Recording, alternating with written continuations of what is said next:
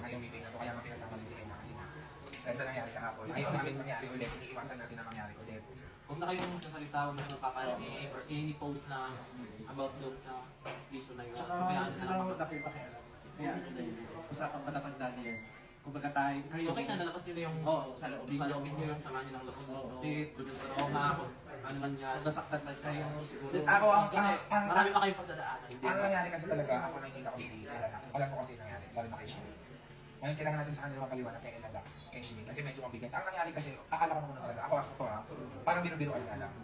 Pero nung lahat tinanong ko yung mga taong involved, yung kay Ella parang kaya pa kasi si Ella nakita ko marunong lumaban. Si Shirley kasi hindi, matapang lang siya sa social media.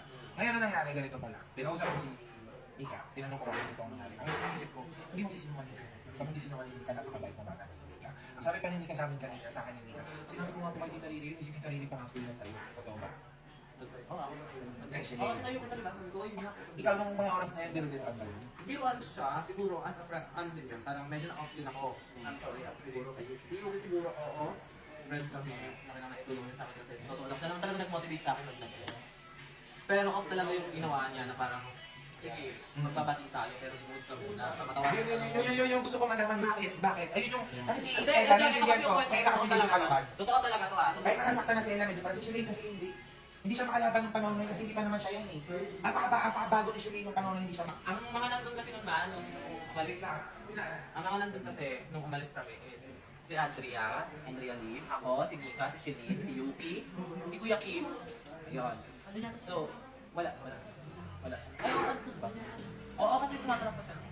So, ang nangyari is, parang, wala naman talagang mali si Shelin. Parang, pinagtitripan lang na, parang pinatatawanan lang na, oh, hindi, may kasalanan ka. And which is wala. Sa kanila kasi parang naging biro. Oo, Kay Shirley kasi hindi biro siya. siya, hindi sa akin, off talaga yun. Sa akin na, kaibigan ko si Yuki, pero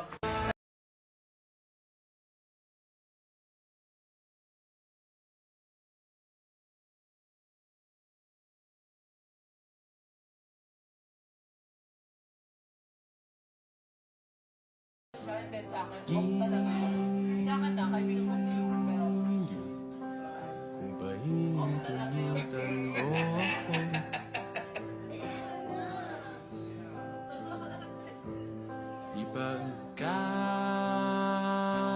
ipagkakatiwala ko sana sa'yo ang puso ko.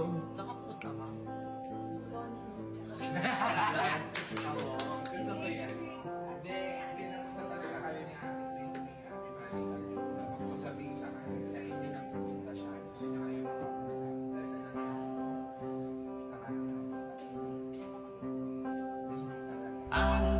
Alamat lang ba ang pahinga ng dalawa?